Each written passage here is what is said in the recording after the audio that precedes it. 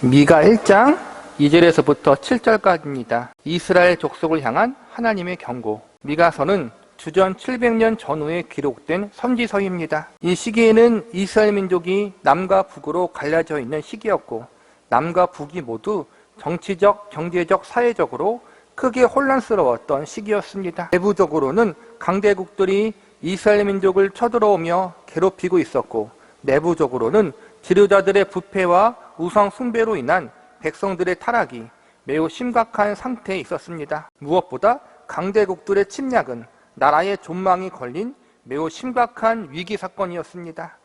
이러한 위기의 시기일수록 지도자와 일반 백성들이 하나님을 더욱 의지하며 매달려야 하는데 오히려 더욱 타락하고 부패한 상태에 있었습니다.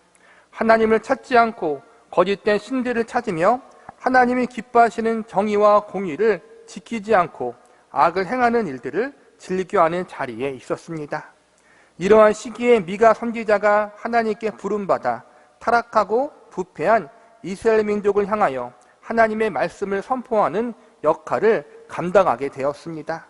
오늘날 우리가 살고 있는 시대도 미가 선지자가 살았던 시대와 동일하게 여러 위기와 어려움의 상황들을 겪고 있습니다. 특별히 우리나라가 직면하고 있는 상황이 당시 이스라엘 민족이 경험했던 상황들과 너무나도 비슷하고 유사합니다. 외부적으로는 외세 열강들이 우리나라를 위협하고 있고, 내부적으로는 나라 안에 분열과 갈등의 문제가 점점 커지고 있으며, 물질 만능주의와 도덕적 윤리적인 타락, 그리고 우상 숭배의 죄악들이 사회 전반적으로 널리 퍼져 있는 그러한 현실에 처해 있습니다. 그러므로 오늘 미가 선지자의 말씀 선포와 메시지는 그 당시 이스라엘 민족만 향한 하나님의 말씀이 아니라 오늘날 저와 여러분을 향한, 그리고 우리나라와 민족을 향한 하나님의 경고의 말씀이 될 수 있습니다. 그러기에 우리는 미가 선지자의 선포와 그 속에 담긴 하나님의 메시지에 귀를 기울여야 합니다. 우리는 미가서의 시작인 미가서 1장 말씀을 공부하면서 하나님이 미가 선지자를 통하여 당시 이스라엘 백성들에게 어떠한 말씀을 선포하도록 하셨는지에 대해서 살펴보면서 오늘 이 말씀이 저와 여러분에게, 그리고 우리 사회와 민족에게 주는 교훈과 메시지는 무엇인지 알아보는 시간을 가져보도록 하겠습니다. 첫 번째로 미가 선지자는 이스라엘 백성들에게 임할 심판의 말씀을 선포했습니다. 본문 3절과 4절은 이스라엘 백성들을 향한 하나님의 말씀이 기록되어 있습니다. 먼저 본문 3절을 보시기 바랍니다. 여호와께서 그의 처소에서 나오사 강림하사 땅의 높은 곳을 밟으실 것이라. 3절에서 하나님께서 땅의 높은 곳을 밟으신다고 경고하고 계시고, 4절에서는 산들과 골짜기들이 하나님의 심판으로부터 파괴되어진다고 나와 있습니다. 누군가를 강하게 때릴 때 사용하는 신체 부위가 바로 다리입니다. 주먹으로 때리는 것보다 상대방을 다리로 때리는 것이 몇 배의 충격이 더 크게 가해진다고 합니다. 3절에서 보면 하나님이 처소에서 나와 땅의 높은 곳을 밟으신다고 나와 있는데, 밟는다는 것은 발을 사용하는 행위로서 이는 하나님이 이스라엘 백성들을 매우 강하게 심판할 것이라는 상징적인 표현이라고 볼 수 있습니다. 하나님 앞에 하늘 높은 줄 모르고 교만한 죄를 짓고 있는 이스라엘 백성들을 향하여 그들을 하나님의 발로 밟아 뭉개버릴 정도로 그렇게 강력하게 심판하시겠다는 경고인 것입니다. 이어지는 4절을 보시기 바랍니다. 그 아래에서 산들이 높고 골짜기들이 갈라지기를 불 앞에 밀초같이 비탈로 쏟아지는 물 같을 것이니. 4절에 보면 산들이 높고 골짜기들이 갈라진다고 나와 있습니다. 3장에서 하나님이 높은 곳을 강하게 밟아버리자 4장에서는 그 밑에 있던 산들과 골짜기들이 철저하게 파괴되어 망가져 형체를 알 수 없을 만큼 되었다는 표현입니다. 즉 하나님이 내리신 심판이 얼마나 무섭고 엄중한지를 알려주고 있는 것입니다. 하나님이 내리실 심판은 인간이 피하거나 견뎌낼 수 있는 약한 심판이 아니라는 것입니다. 산들과 골짜기가 파괴되어지고 흔적도 없이 사라질 정도로 매우 강력하고 엄중한 심판이 하나님께로부터 시작되어 타락하고 부패한 이스라엘 백성들을 향해 내려질 것임을 지금 경고하고 있는 것입니다. 인간의 힘이나 노력, 그들의 능력으로 도저히 막아낼 수 없는 그러한 심판이 이제 하나님께로부터 시작되어질 것이니 각오하라는 것입니다. 역사적으로 살펴보면 이 심판은 이스라엘 백성들이 외세의 침략에 의하여 당하게 될 고통들을 상징적으로 보여주고 있는 것이라고 여겨집니다. 북이스라엘 왕국은 아수르 제국에 의해서 침략당하다가 결국 기원전 722년경에 멸망을 당하게 되고, 남유다 왕국도 100년 정도 지나 바벨론 제국에 의해서 멸망을 당하게 됩니다. 단번에 침략당해서 나라가 멸망당한 것이 아니라 오랜 시간 여러 번 침략을 당해서 멸망을 당하게 됩니다. 한 번씩 공격할 때마다 나라 안에 많은 말과 성읍들이 무너지고 그 안에 살고 있던 백성들이 포로로 끌려가게 됩니다. 처음에는 왕국의 변방 지역, 외곽에 있는 말과 성읍들이 침략당해 하나 둘씩 무너지게 되고 폐허로 변해버리게 됩니다. 말과 성읍들이 무너지고 북이스라엘 왕국과 남유다 왕국의 영토가 적들에 의해서 점령당해 조금씩 줄어듭니다. 이러한 위기를 겪을 때 이들이 할 수 있는 일이 무엇입니까? 바로 하나님을 찾고 하나님 앞에 회개하는 것입니다. 그런데 이러한 위기를 겪고도 이스라엘 백성들은 하나님 앞에 회개하지 않습니다. 오히려 우상 앞에 가서 자신들을 구원해달라고 빌며 더욱 악하게, 더욱 악랄하게 하나님 앞에 범죄했습니다. 당장 나라가 멸망당할 위기에 처해 있는데도 하나님을 찾지도 않고 하나님 말씀을 지키기 우습게 여기며 살았습니다. 그러다가 결국 3절과 4절의 말씀처럼 모든 성읍과 마을들이 형체로 남지 않을 정도로 크게 무너지고 파괴되어 도저히 사람이 살 수 없을 정도로 철저하게 폐허가 되어버리고 말았습니다. 하나님은 하나님을 찾지 않고 오히려 더욱 하나님 앞에 범죄하는 이스라엘 백성들을 향하여 앞으로 그들이 당하게 될 엄중하고 강력한 심판에 대해서 미리 알려주심으로 이 심판이 하나님께로부터 왔고 절대로 피할 수 없는 심판임을 알려주시고 있는 것입니다. 두 번째로 미가 선지자는 이스라엘 백성들의 죄악을 지적했습니다. 본문 5절을 보시기 바랍니다. 이는 다 야곱의 허물로 말미암음이요 이스라엘 족속의 죄로 말미암음이라. 야곱의 허물이 무엇이냐? 사마리아가 아니냐? 유다의 산당이 무엇이냐? 예루살렘이 아니냐? 북이스라엘 왕국과 남유다 왕국이 하나님 앞에 심판받고 멸망당한 이유에 대해서 미가 선지자는 분명히 그들의 죄로 말미암은 것이라고 지적하고 있습니다. 우연한 일이 아니라는 것입니다. 아수르 제국이나 바벨론 제국이나 모두 이스라엘 백성들이 살고 있었던 가나안 땅과 멀리 떨어진 곳에 위치한 나라들입니다. 굳이 그렇게 먼 곳에서 변방의 아주 작은 나라인 이스라엘 민족을 쳐들어올 이유가 없고 멸망시켜 버릴 이유도 없습니다. 그저 겁만 주고 말만 잘 듣게 만들어서 조공이나 바치게 하면 충분했습니다. 그럼에도 불구하고 하나님은 이 두 나라를 징계와 심판의 도구로 사용하셔서 북이스라엘 왕국과 남유다 왕국을 아주 철저하게 파괴시켜 버리십니다. 나중에 보면 바벨론 제국은 당대 가장 강하고 위대한 왕이라고 추앙받았던 느부갓네살 왕이 직접 군사를 이끌고 남유다 왕국을 정벌합니다. 가나안 땅보다 수백 배가 넘는 넓고 큰 땅을 지배하는 대제국의 왕이 작고 작은 남유다 왕을 정벌하기 위해 직접 군사를 이끌고 온다는 것 자체가 사실 이해가 되지 않는 부분입니다. 그러나 역사적으로 실제로 이러한 일이 일어나게 됩니다. 어떤 이들은 이 일이 우연이라고 말하기도 하고, 역사학자들은 애굽과의 전쟁을 앞두고 친애굽 정책을 펼친 이스라엘 민족을 본보기로 삼은 것이라고 하기도 합니다. 그러나 성경은 이 모든 일이 결국은 하나님이 하신 심판이라고 가르치고 있습니다.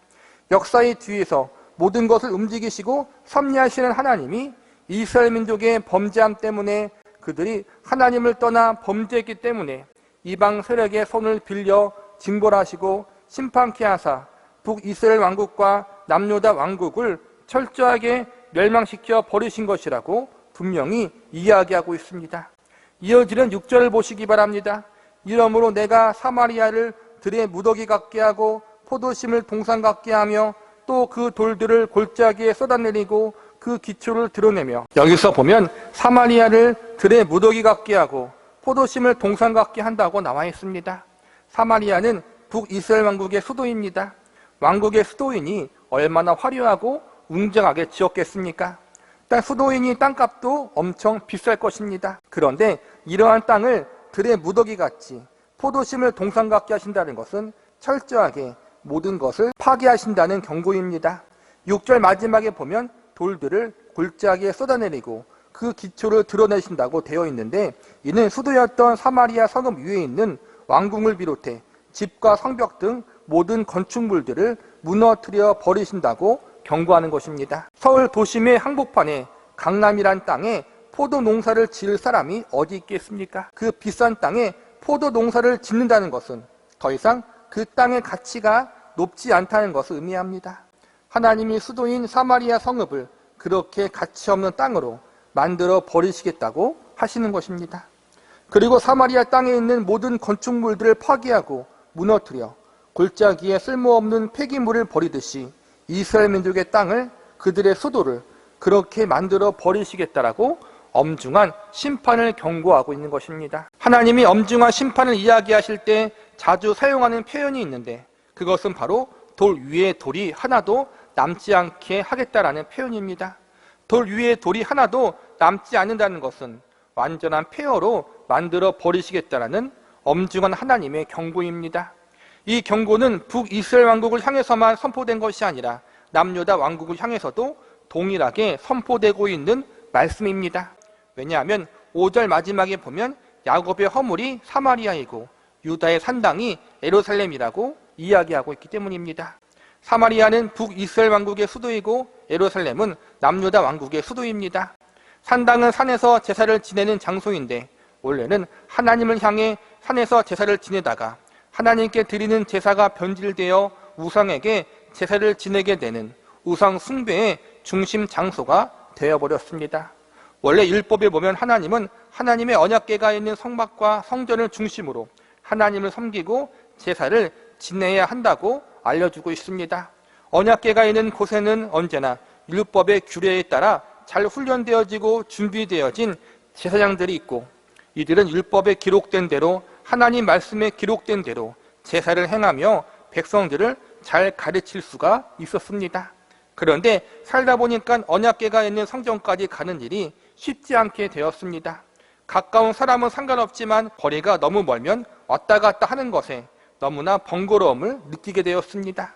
그래서 이스라엘 백성들이 생각해낸 것이 무엇이냐 하면, 가까운 산에 올라가 자신들만의 작은 예배당을 만들어 그곳에서 하나님께 제사를 지내는 것이었습니다. 가까운 곳에서 하나님을 예배하고 제사를 지내는 것은 좋은데, 문제는 잘 훈련되고 준비된 제사장이나 레위인들의 지도나 도움을 받지 않고 자신들 마음대로 자기 방식대로 제사를 드리게 되며 율법의 말씀과 전혀 상관없이 자신들이 좋을 대로 하나님을 섬기는 모습들이 많이 생겨나기 시작했다는 것입니다. 성경은 일관되게 하나님을 섬길 때는 인간의 마음대로가 아니라 하나님의 말씀의 법대로 섬기라고 가르치고 있습니다.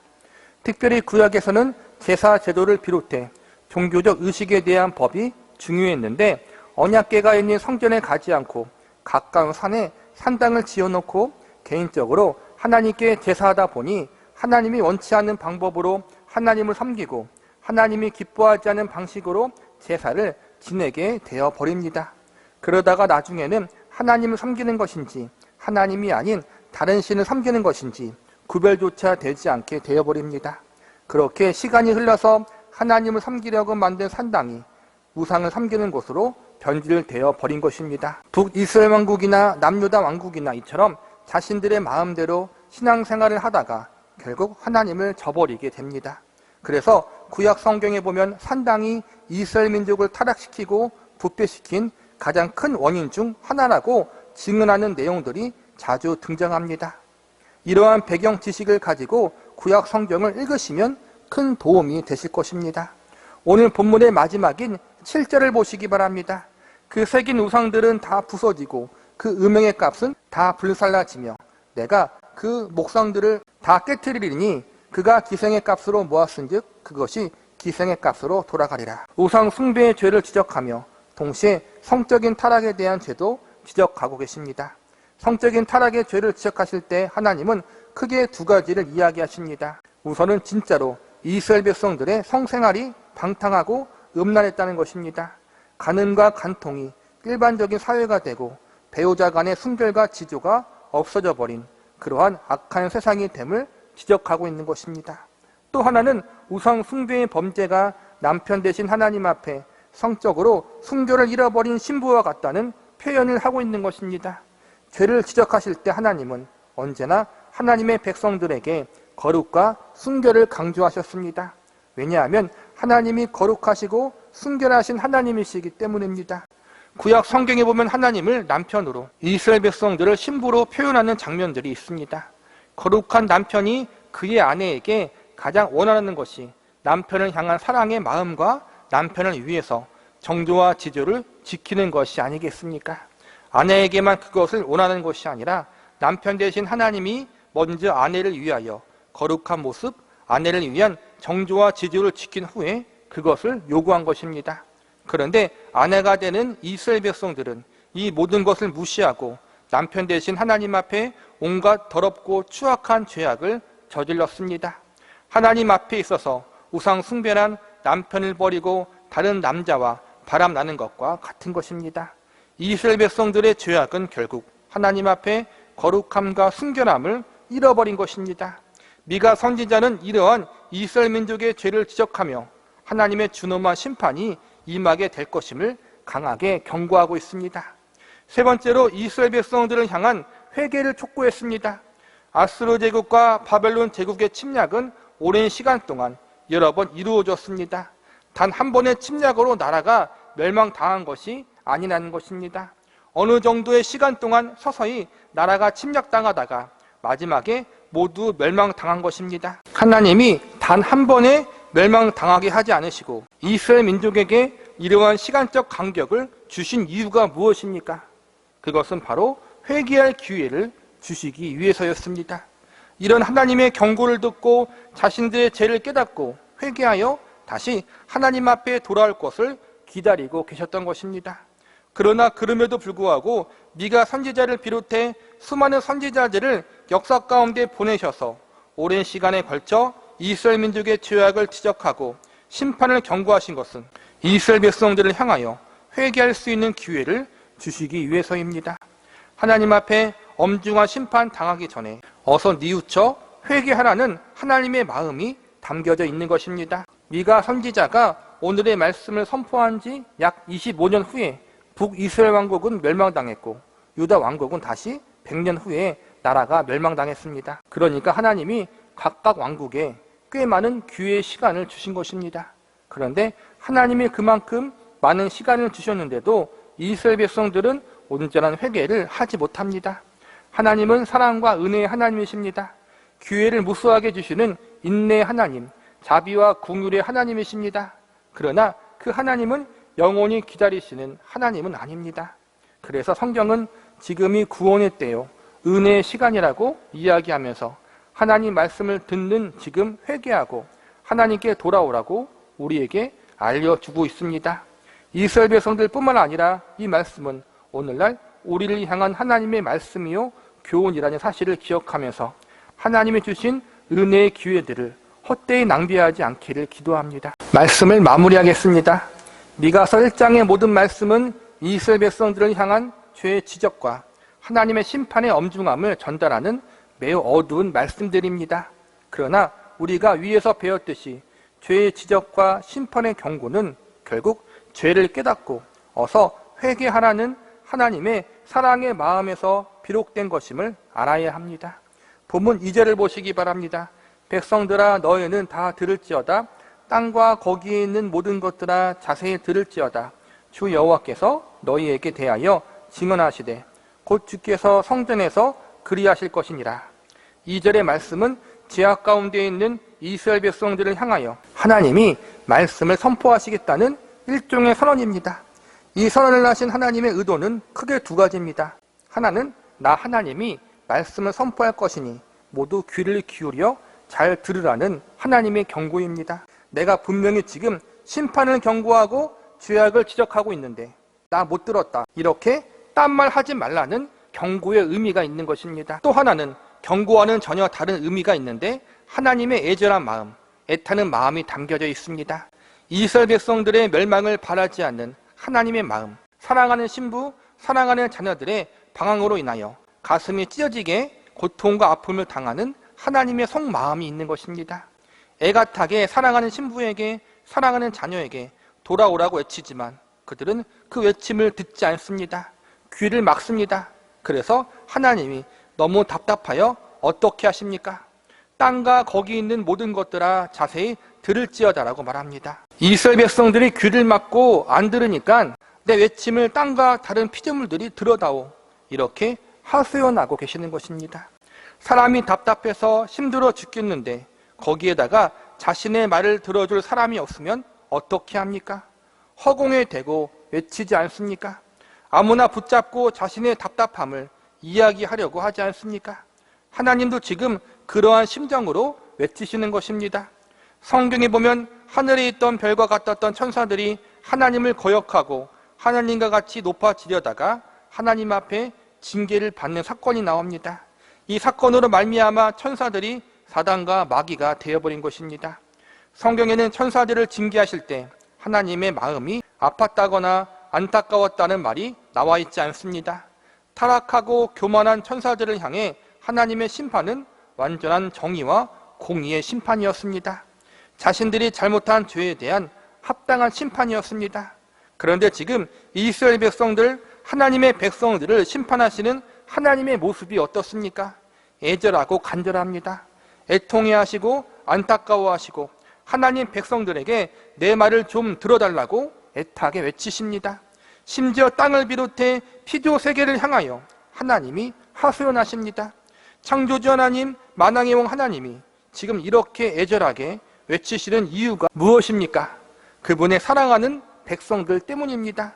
이스라엘 백성들만의 이야기가 아니라 바로 저와 여러분의 이야기이기도 합니다.